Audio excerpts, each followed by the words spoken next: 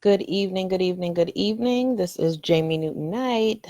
Hi. Let me tell you how much technical difficulties I was going through tonight. I started out trying to get on here at 8 o'clock, and then all kinds of foolishness was happening with my phone. It was not holding a charge, even though it was fully charged a second ago. And this is a practically new phone. It's the Samsung 10. Um, and then I tried to log on with the laptop and it's telling me the connection was bad. So I had to move from one room to another. I tried to do it in a different space today. I was going to go live from my living room because I was comfortable there. And then I just couldn't because the connection was horrible. So here I am. Here I am. Here I am. The devil is a liar, okay? He tried to not get me to do this live at all. That's what was really happening. He like, no, you're not going to talk. I just thought about that. He said, you ain't going to talk about God on no lives tonight. No, we're going to cause problems for you. Mm-mm. Not talking about no religion.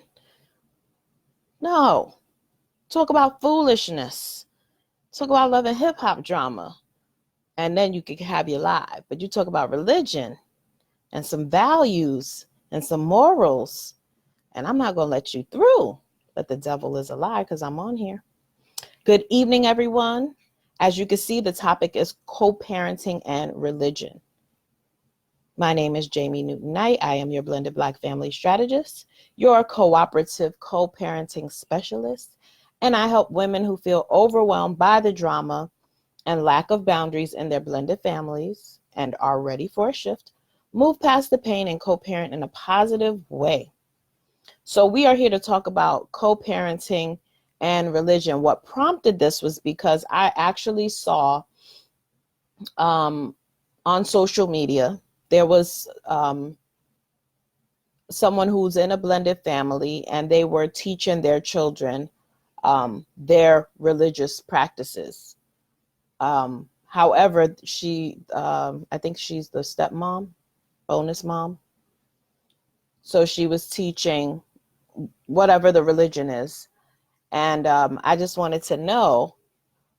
So if you're catching this live, you can drop the comments below. If you're catching this and this is the replay for you, you can also still comment below.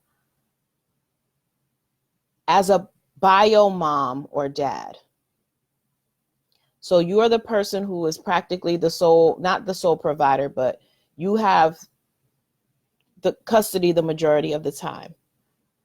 Would you want your child being taught another religion other than the one that you are raising them with?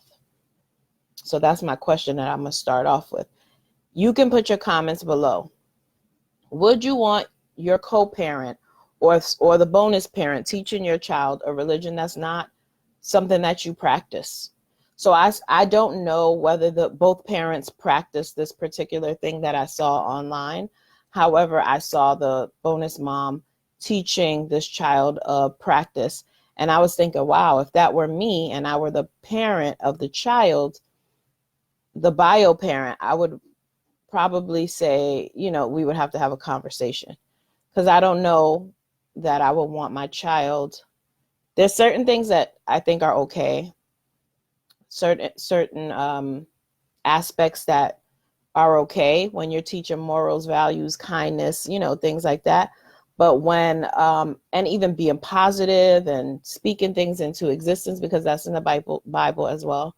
However, certain practices, I don't know about. So when I saw it, it made me think, like, I wonder how my community feels about co-parenting, but not just co-parenting and religion. So how do you tie the two together, and how do you make it work, especially if you have conflicting or different religious beliefs?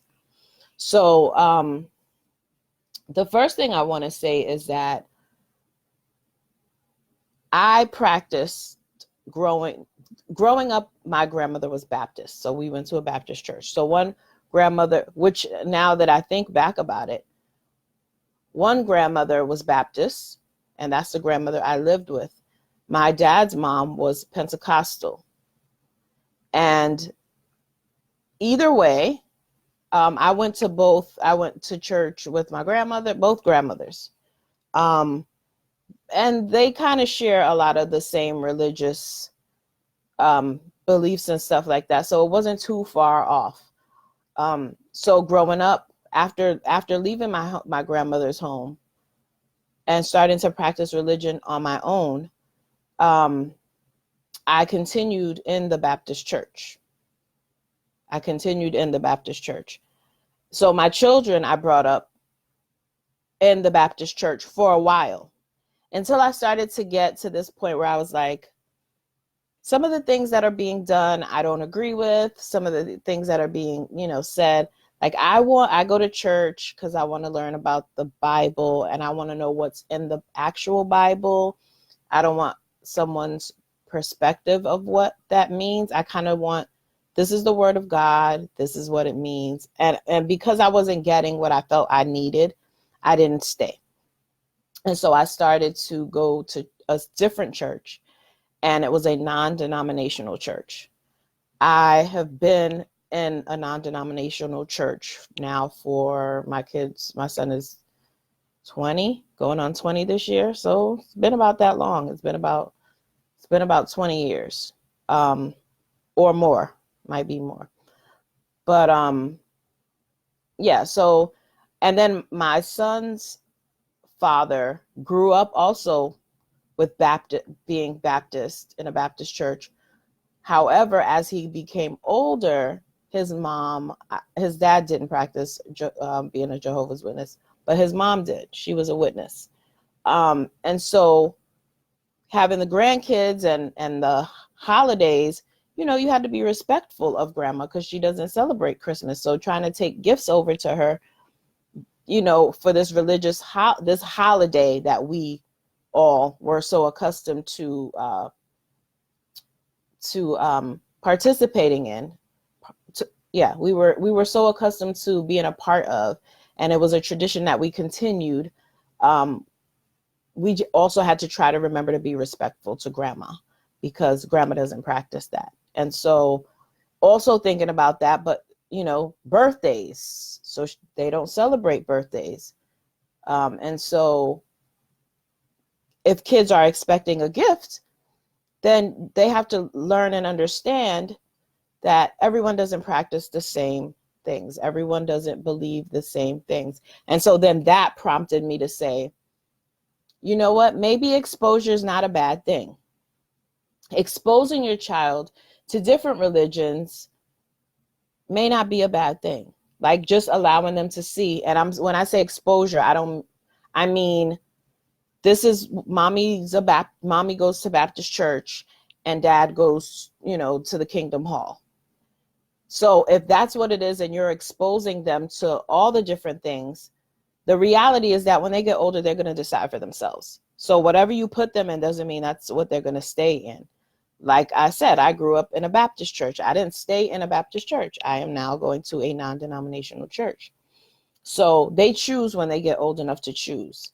So exposure isn't a bad thing as long as you're exposing and sharing your faith versus indoctrinating them and like having them participate in the rituals. So let's say I'm Baptist again, and then I take my son and daughter to a Baptist church, and then I have them baptized as a Baptist or as a Catholic or a bar mitzvah, like whatever it is, that I'm putting it on them rather than, allowing them to be exposed to the different sides and then deciding when they get old enough. I'm kind of like saying, this is what it is. You're going to get baptized because blah, blah, blah, blah, blah. I know that in the church that I grew up in, our parents were not allowed to push us to become baptized, especially before the age of 12.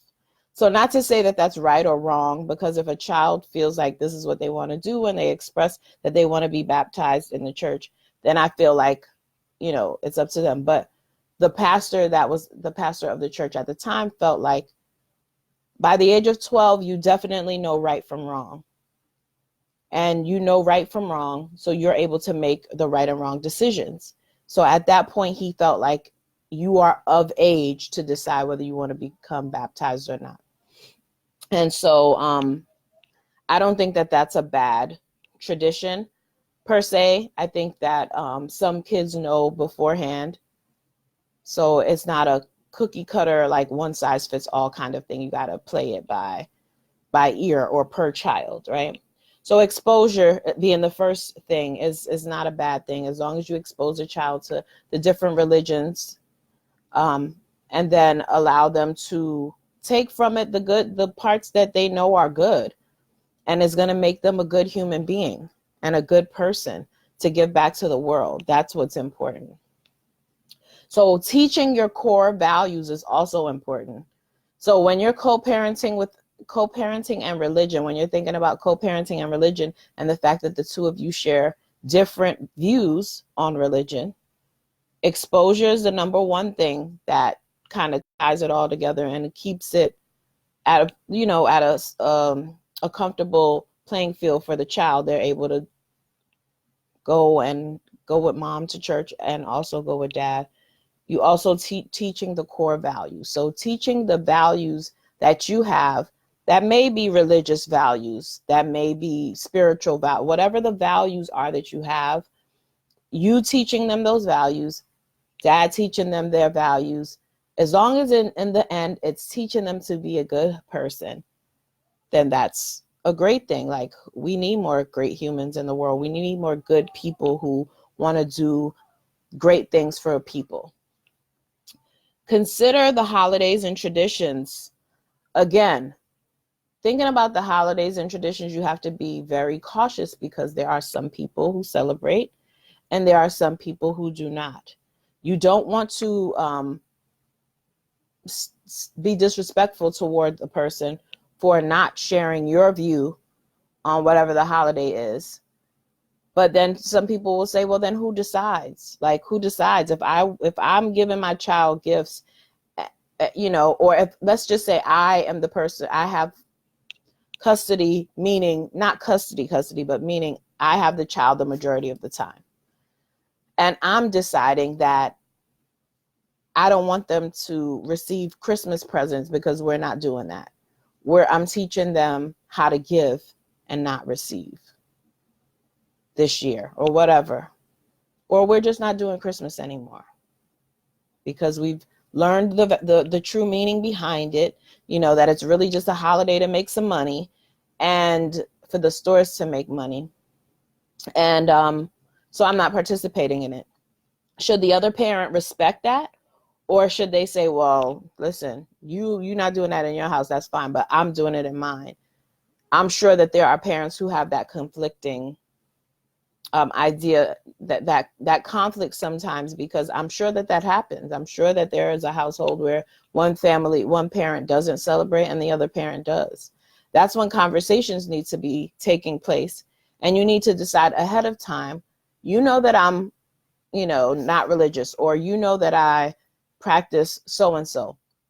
I would really appreciate if we're on the same page this year in terms of the holidays.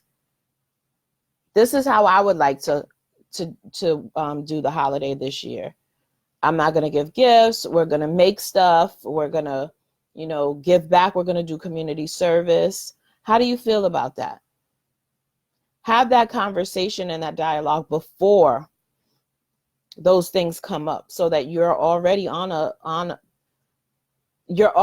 same level. You're already on the same path. Like, exactly what you want, how, and y'all both know how you're going to move forward in terms of having that conversation with the child. So being respectful. You got to be respectful in situations like this. When you're co-parenting and there's a religious difference, you have to be respectful. Respect creates a great foundation. I'm going to repeat that, because that's not just for religious purposes, or that's not just co-parenting and religion. That's in general. Respect creates a great foundation. So if you are giving respect, if you are showing respect, then that's the first step. Like, a person is going to feel like, oh, okay, they hear me. And they'll be a lot more receptive to the other information you're trying to give, or the other points you're trying to make, or the other feelings you're trying to express. They're going to be more receptive to it when you are respectful of them as well. So always think about that. Respect creates a great foundation. Start off with respect, respecting their point of views while also trying to hold on to yours. So you can express your concerns, but don't be defensive, right? You don't have to be defensive in trying to express your concerns with religion. And don't be closed-minded. Hear the person out. Listen to what they have to say. That way you guys can come up with a decision on a more open-minded, in a more open-minded way. Don't minimize or belittle the other person's religion. Well, I hope no one would do that. Like, your religion is trash. Your religion doesn't make sense. Your religion, what you're practicing, is stupid. Yeah, don't do that, because that's definitely not having respect, creating respect at the foundation. Definitely not. That foundation is going to be rocky all along if you start off with that. If you start telling the person that you're parenting with that their religion is trash and that is silly and that, however, if you completely disagree with the thing that they are practicing, talk about it. Come up with something that says, okay, listen, we got to come up with a compromise because I'm completely against that. Can you teach him the values what are the core values of that particular religion? Well, can you teach him the core values without having him participate in the activities or the practices? Can you do that? If y'all have that conversation, I'm sure there's a compromise that you can come up with, as long as you're not being defensive, and as long as you're not minimizing or belittling their religion. Try to compromise to where the both of you get a little bit of what you want, so that you walk out feeling satisfied. They walk out feeling satisfied. Because if the two of you go into it and you're already at different opposite ends in regards to religion and values and where this should go, and you don't start off being respectful, and you start off trying to belittle and minimize, then it's definitely going to go left, and you're not going to be able to compromise, and no one's going to walk away satisfied. But if you walk in with respect, you start there and you try to build from there, that foundation is so strong that there's no way that what you try to build moving forward or moving upward should break. It should be a strong foundation that allows you to build from there, as long as the both of you are doing what's in the best interest of the child at the end of the day. But try to compromise in a way where the both of you feel satisfied when you walk away from it. Now, here's the thing. Religious practices in terms of the court system, I'll go back to myself. This is not a situation that I've encountered, because my ex and I, not to say share the same religion, but we both believe in God. And so there was no conflict. There was never a conflict of whether I was going to teach God or not, or whether we were going to get up and go to church or not. There was never a conflict, because even though he didn't attend church, he was not opposed to me taking our son to church because he believed in God. So, so let's just say I'm the parent who has a child on a regular basis. Every week I take them to church. They attend Bible school in the summer, and they everything that's revolving around our religion, they participate in, right? And then you come along and decide that you are not okay with that. You cannot now try to change it, because this is something that the child has been experiencing for an extended period of time. So a court system would say what's in the best interest of the child is what's already been taking place. The only way that they would say it's not is if the child is unhappy. So if the child is saying, I hate going to Catholic school, or private school, or I hate going to summer Bible school, you know, or I hate going to that church mom goes to, then the court will say, okay, well, we have some things to consider. But whoever the primary care person is, that's who usually gets to decide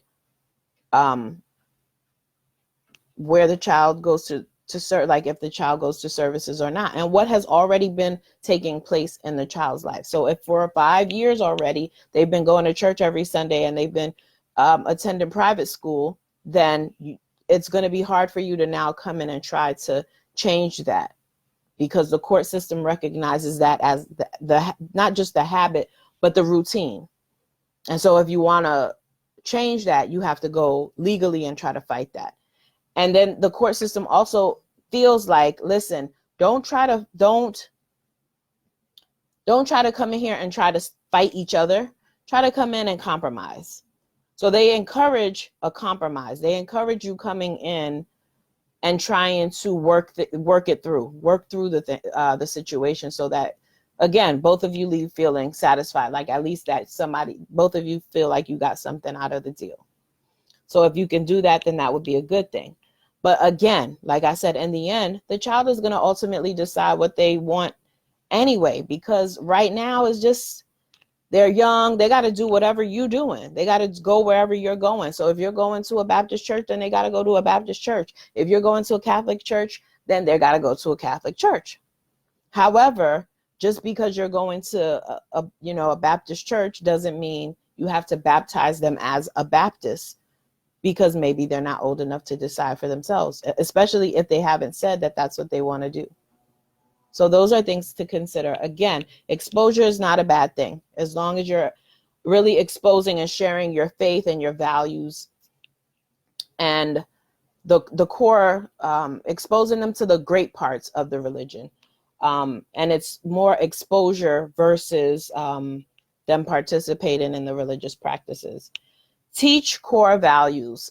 Whatever the core values are of your religion, teach that. Go from that place versus religion or versus religion, Baptist. Those are titles. Those are titles. Like, I believe in God. Regardless of what setting I'm in, that's who I believe in. That's who I believe in. So that's what I teach my children. Now, granted, even in teaching that, again, they grow up and they decide for themselves. I have a daughter who is now 25 years old, and she believes in God. She says she believes in God, but she practices energy and stones, and she's 25. I can't make her be a Baptist. I can't make her be non-denominational. Those are titles. You got to believe, there has to be a foundation, and that foundation was set for her already, which is, these are the values. The values are how we carry ourselves. The values are we love and respect ourselves. We praise God for the things that we have, and we're great. We show gratitude to Him, whether you want to call Him higher power or you want to call Him, whatever you choose to call Him, whether you say, I'm not religious, I'm spiritual, whatever you choose. Like I said, my daughter practices that. I practice prayer, getting up on Sundays and going to church, reading the Bible. That's my practice. But when they get older, they ultimately decide, right? So regardless of whether I gave her some of this and her dad gave her some of that, guess what? In the end, she decides what she wants to do anyway. My son's going to decide what he wants to do anyway. He has a lot of questions, my 19-year-old, a million questions about religion and God and all these things. And I love hearing the questions that he has, because I feel like it's going to help him ultimately. So listen, I'm all for it. But again, ultimately they decide. So exposure, teaching your core values, consider holidays and traditions. you know, you got to think about those things, being respectful in that regard, and be respectful. Respect creates a great foundation. Remember that. And try to compromise in a way that you both feel satisfied. So those are the tips. I went way past what I intended to go past tonight. So I hope you guys have an amazing night. Share this video with anyone who's struggling with co-parenting and religion, and you have different conflicting ideas of what religion is or conflicting ideas of what you should practice. Listen, teach them all. Teach them everything. Teach them all the good stuff that comes with those practices. And ultimately, the reality is that they decide in the end. I hope you guys have an amazing night. Anyway, if you ever want to reach me, ever want to get in contact with me for a free blended brainstorming session so that we could talk further through your challenges, your co-parenting challenges, your blended family challenges, the link for that is always in the bio on Instagram, and on any other platform, the link will be below. So if this is LinkedIn, it will be below. If this is YouTube, the link will be below. Thank you guys again for tuning in. Have an amazing evening. God bless you. Thank you.